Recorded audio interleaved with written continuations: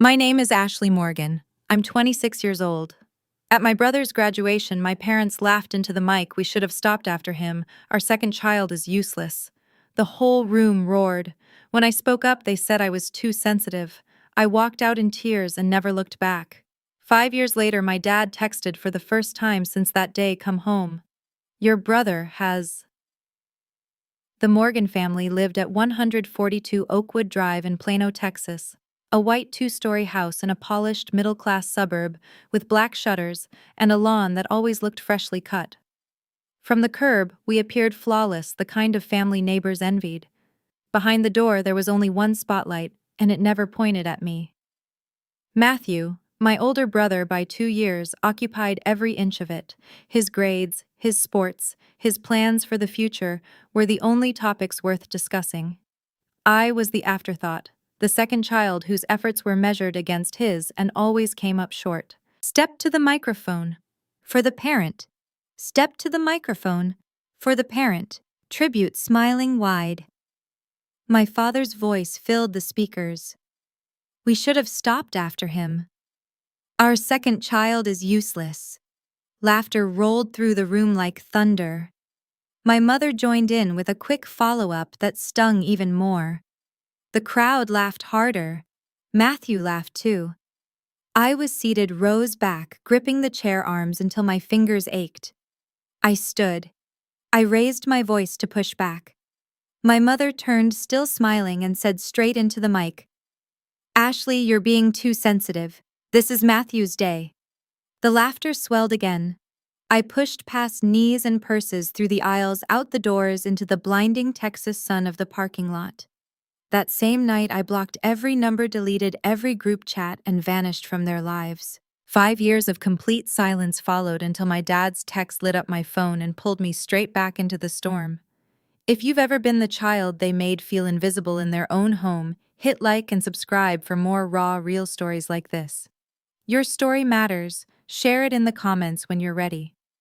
Growing up in that Plano house meant dinner every night at exactly 6:30 sharp.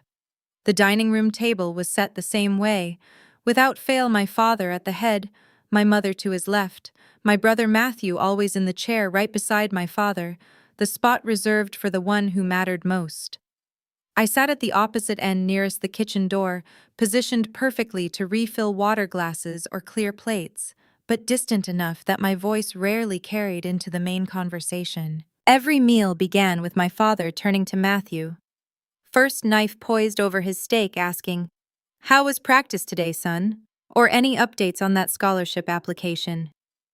Matthew would answer with easy confidence, recounting perfect quiz scores, game-winning goals, leadership awards, and my father would nod slowly, pride evident in every line of his face, while my mother chimed in, "That's our star, always one step ahead." I waited my turn, fork idle, but when it came, the questions were different. Still passing English or any improvement in algebra yet, and my replies were met with brief nods before attention swung back to Matthew. His report cards arrived like trophies. Mine were signed quickly and forgotten in a drawer. When he earned all district honors in soccer sophomore year, my parents hosted a celebration dinner at a local steakhouse, inviting teammates and coaches. When I placed second in a regional debate tournament junior year, the news was mentioned once in passing, "Nice job, Ashley." And the conversation moved on to Matthew's upcoming college visits. The summer before his senior year, my parents surprised him with a black Jeep Wrangler keys presented at the dinner table amid hugs, photos, and toasts to his bright future. I turned 16 that same summer and asked quietly if I could get a used car to commute to my weekend job at the coffee shop downtown. My mother sighed, set her glass down, and said, "We just put a lot into Matthew's vehicle. You'll manage with the bus for now. Be patient." Patience stretched into years, and the bus remained my only option.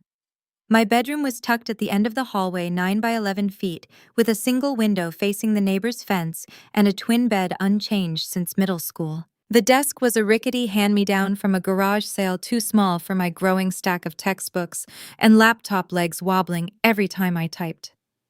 Matthew's room was larger, corner location, with 2 windows flooding natural light, A queen bed upgraded the summer before junior year, and a solid oak desk bought new from a furniture store. When I finally asked for a replacement desk, because mine could barely hold my books, my mother replied, "We're still paying off the furniture for Matthew's room. You'll have to make do a little longer."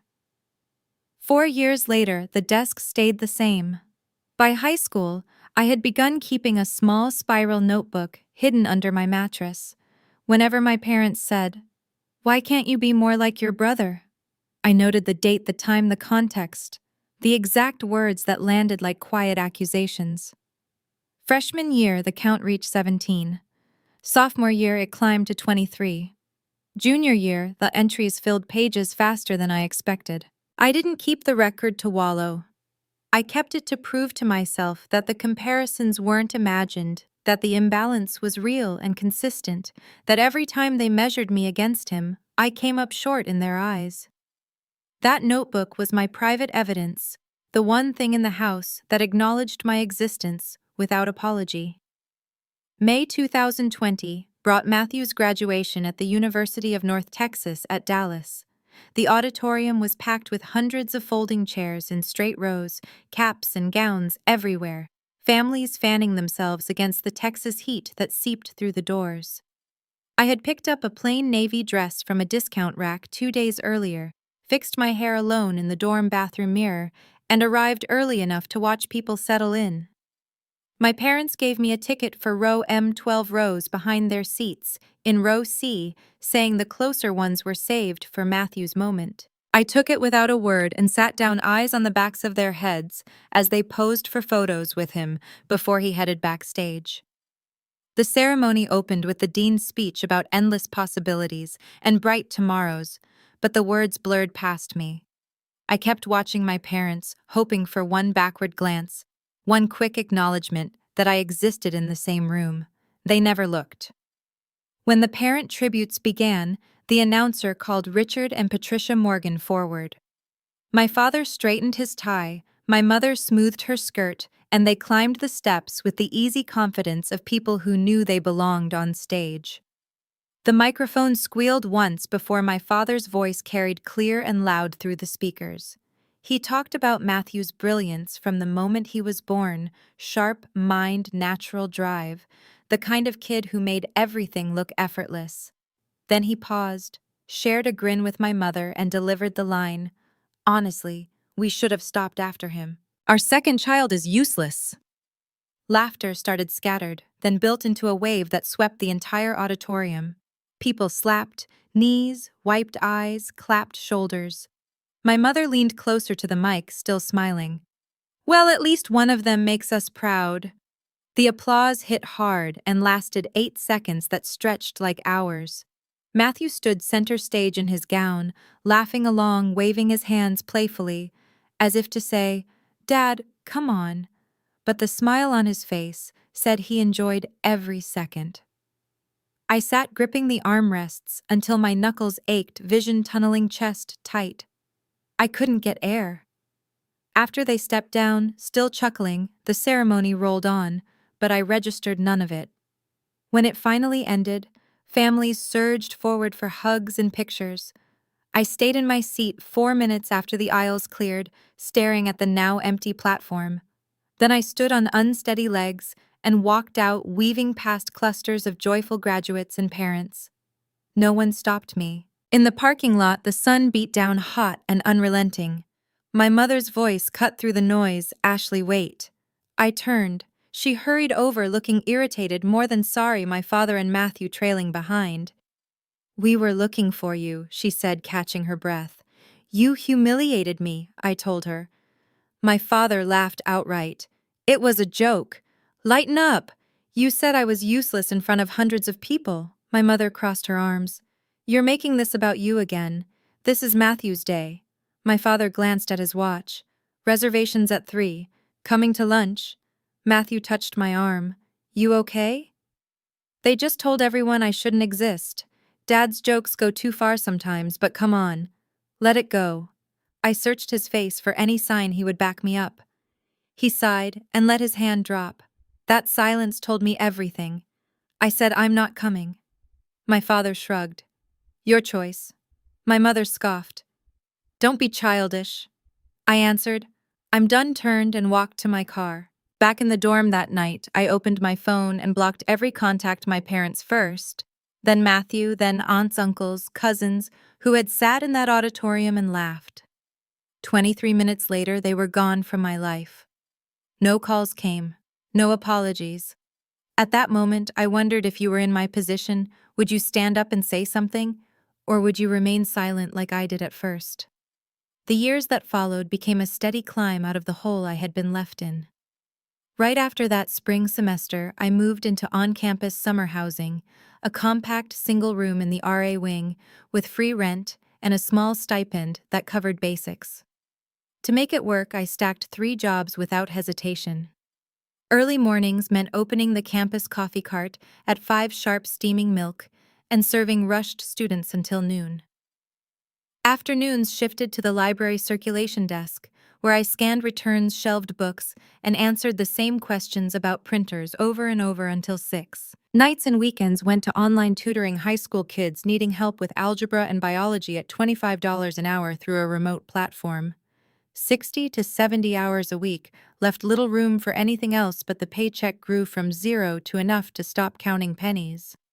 When COVID shut everything down in March 2020, I packed my things into 2 suitcases and moved to a budget sublet in a Dallas suburb, splitting rent 3 ways with strangers who kept to themselves.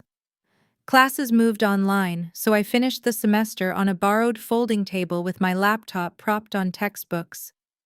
The world narrowed to a screen and a schedule, but the independence felt solid for the first time. Thanksgiving 2022 landed on a quiet Thursday. My roommates had left for family homes hours earlier. The apartment was empty except for me. Through the thin walls came the sounds of the family next door. Laughter over carved turkey forks clinking on plates. Kids arguing about football scores, the low hum of holiday music. The smell of roasted meat and cinnamon drifted under my door and settled in the room. I sat on the worn couch with a bowl of instant ramen cooling in my hands, listening to their warmth without being part of it. For once, the familiar pang didn't twist into anger or sadness. It simply passed through. I set the bowl down, looked at the ceiling, and said quietly to the empty space, "I don't need them anymore."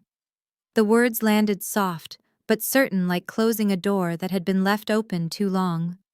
Spring brought graduation in a virtual format nobody from my past knew existed.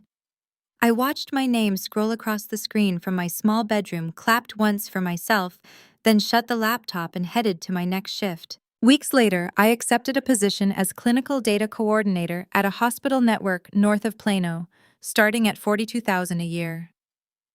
The salary bought my first true apartment, a 1-bedroom with real hardwood floors and a window that caught morning light instead of chain-link shadows. I furnished it slowly with an IKEA couch that didn't creak and a bed frame I assembled alone. Therapy became a fixed Wednesday appointment with a counselor who asked hard questions and let me answer at my own pace. I went weekly at first, then tapered to every other as the knots inside loosened. Friends appeared gradually, hospital coworkers who shared lunches and complaints about shifts, a book club at the public library where people actually listened when I spoke a yoga class, where I learned to hold poses and breathe through the memories that used to choke me. Holidays lost their sting. Christmas meant double pay for extra shifts and a small gathering with a coworker whose family lived across the country. New Year's, I stood on the balcony watching Dallas fireworks explode over the skyline, realizing the quiet from my old life no longer echoed like emptiness. It echoed like freedom. The days settled into a rhythm of work, therapy, errands, coffee with friends, and sleep that finally felt restorative. No one measured me against anyone else. No one waited for me to fail. I had built a life that didn't require permission or apology, and it held strong because I had made it myself. Early 2025 felt like the first time my days belonged entirely to me, without apology or explanation. The clinical data coordinator role had evolved into a comfortable $62,000 a year, with predictable hours that left space for things I actually enjoyed. I arrived at the hospital each morning with coffee in hand and a clear plan review, data sets organize patient timelines, run statistical checks for ongoing studies. The work demanded focus, but rewarded it with quiet satisfaction when reports came back clean and accurate. Colleagues started including me in lunch breaks and casual conversations about weekend plans. I no longer felt like the outsider in every room. Yoga classes twice weekly at the neighborhood studio became non-negotiable. The instructor's calm voice guided us through flows that forced me to stay present instead of drifting back to old memories. Holding downward dog longer each session loosened the knots in my shoulders that I hadn't noticed were there.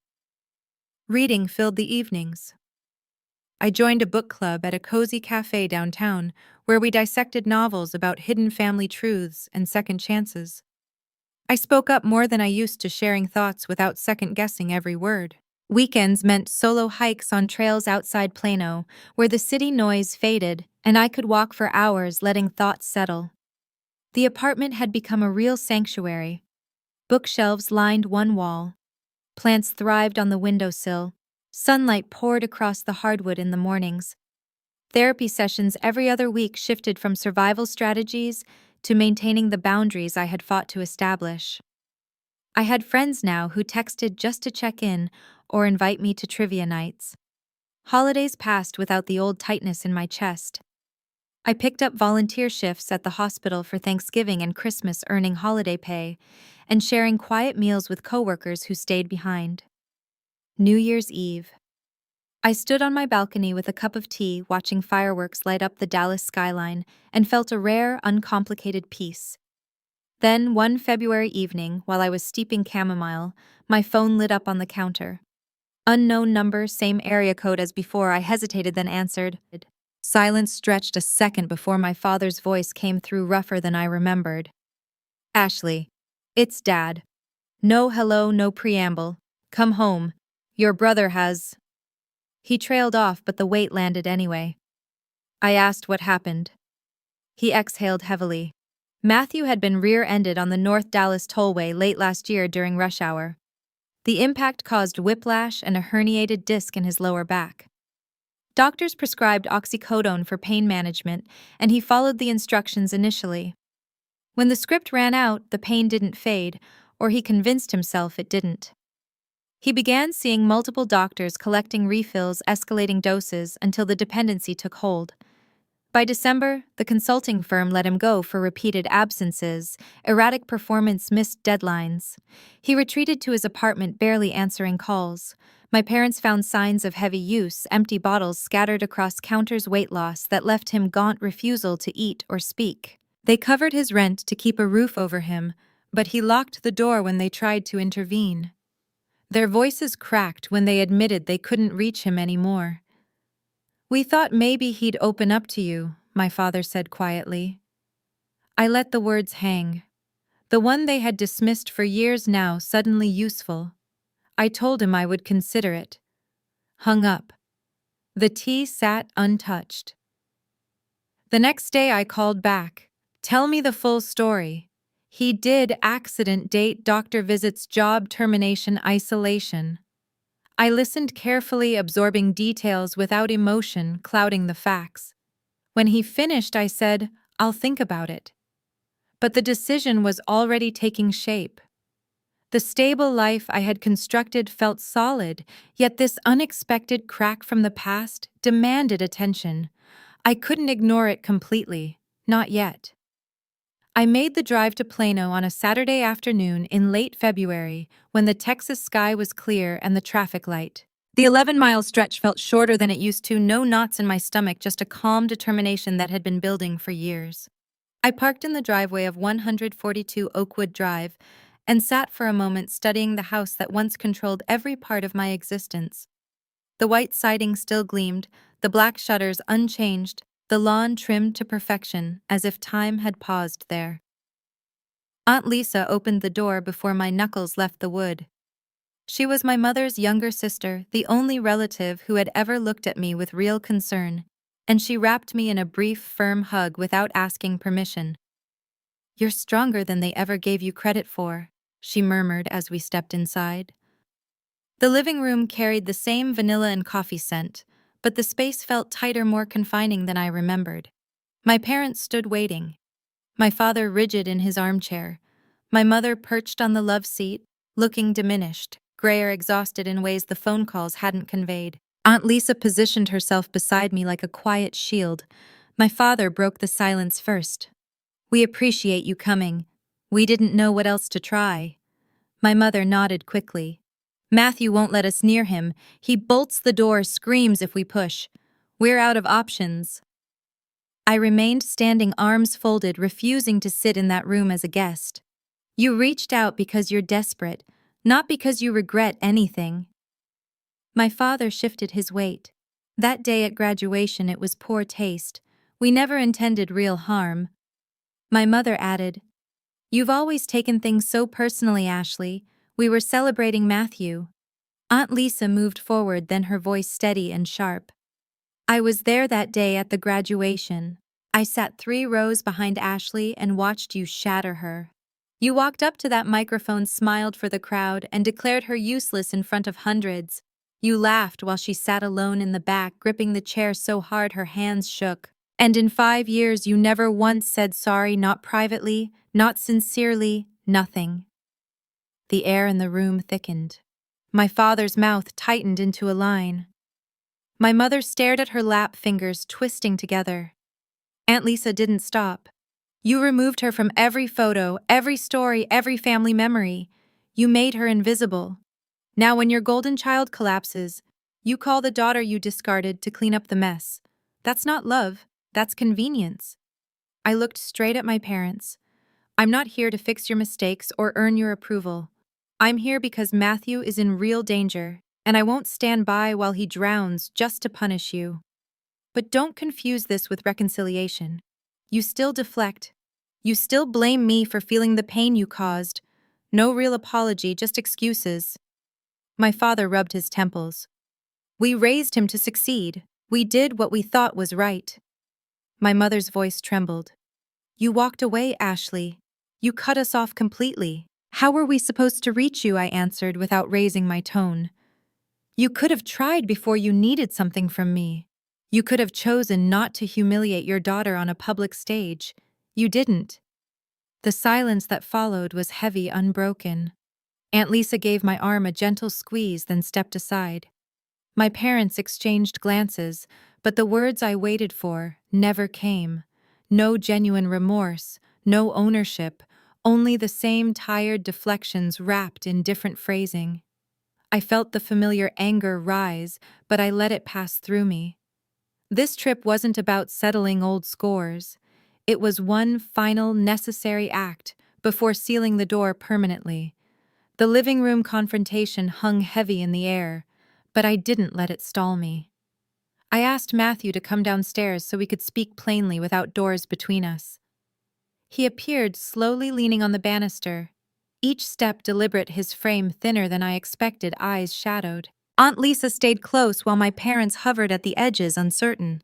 I showed him the phone screen, email draft open, contact details glaring with the altered address.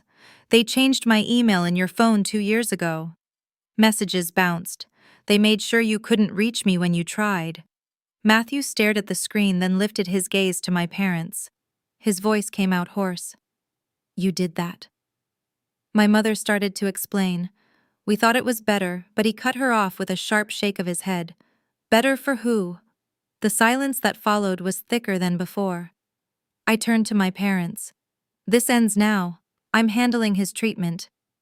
I found Serenity Hills Recovery Center, 20 miles north of Plano. 90-day residential program, medical detox, individual and group therapy, evidence-based, everything he needs. Cost is $28,500. You pay it all up front, no questions. You don't visit unless he asks. You don't call staff for updates. You don't show up unannounced. You write the check and disappear from the process. My father opened his mouth. "We're his parents. We have rights." I stepped closer, voice low but firm. "You lost the right to decide when you sabotaged his chance to ask for help from the one person who might have listened. You built the cage he's trapped in. Now step aside." My mother's eyes filled, but no tears fell. "We only wanted to protect him." You protected your image, not him. Matthew watched the exchange quietly, then nodded once. I'll go. 2 days later, I returned to the house at 8 in the morning. Matthew waited on the porch with a single duffel bag, eyes clearer than before but still haunted. My parents stood in the doorway, my father holding an envelope thick with the check, my mother clutching her arms as if cold.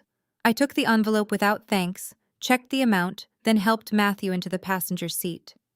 The drive north was quiet, the highway humming beneath us. He stared out the window at passing trees, finally speaking. I didn't think you'd come. I almost didn't. Why did you? Because no one deserves to drown alone, not even you.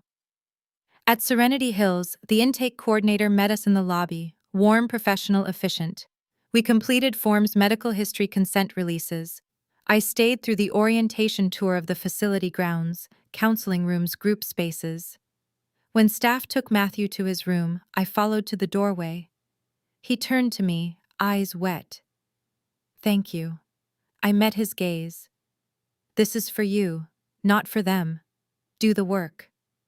I hugged him once, brief but real, the first real contact since childhood. Then I walked out to the parking lot, got into my car, and drove away without glancing back. The highway stretched empty ahead, and for the first time the rearview mirror showed a past I no longer carried. I turned up the radio, let the music fill the space, and kept moving forward. The house in Plano, the voices, the weight, they stayed behind in the dust. I didn't look back once. Matthew finished the 90-day program at Serenity Hills, looking stronger than he had in years, weight back on face, less gaunt eyes, carrying a flicker of hope. He transitioned to sober living in a modest Dallas house with strict rules and daily meetings.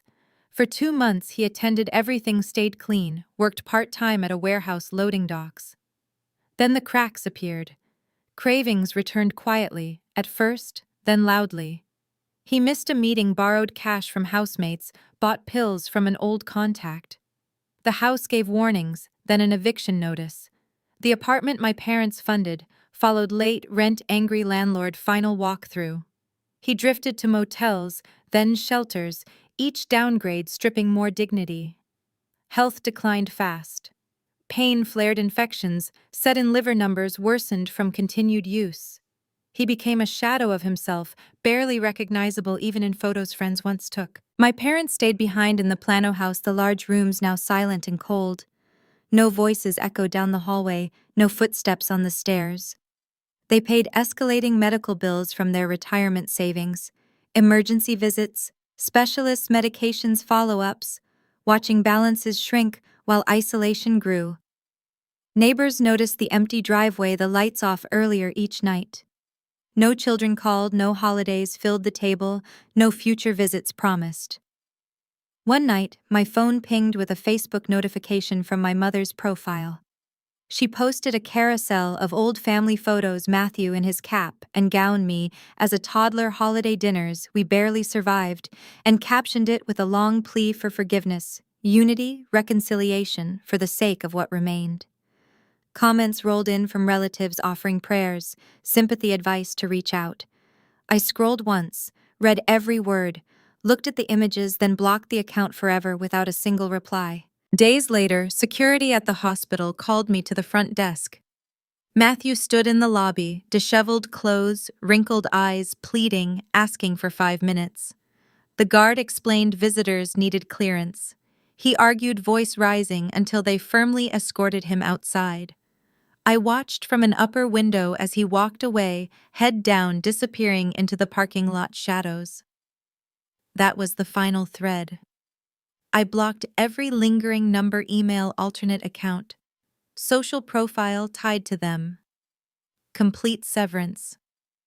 My world moved forward, unimpeded, promotions at work, deeper friendships, weekend trips, spontaneous dinners, laughter that filled rooms without tension.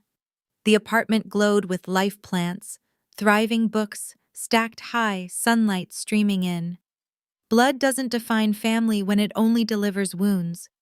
Protecting your peace isn't cruelty, it's necessity. Favoritism doesn't build legacies. It dismantles them, leaving ruins that echo for generations. You can lose everything chasing an image that was never real. I chose freedom over obligation and found something unbreakable.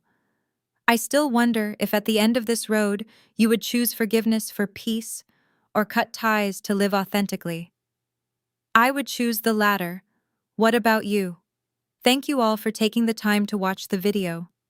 If you found this story meaningful, don't forget to leave a comment, sharing your thoughts, and subscribe to the channel so you don't miss any upcoming videos.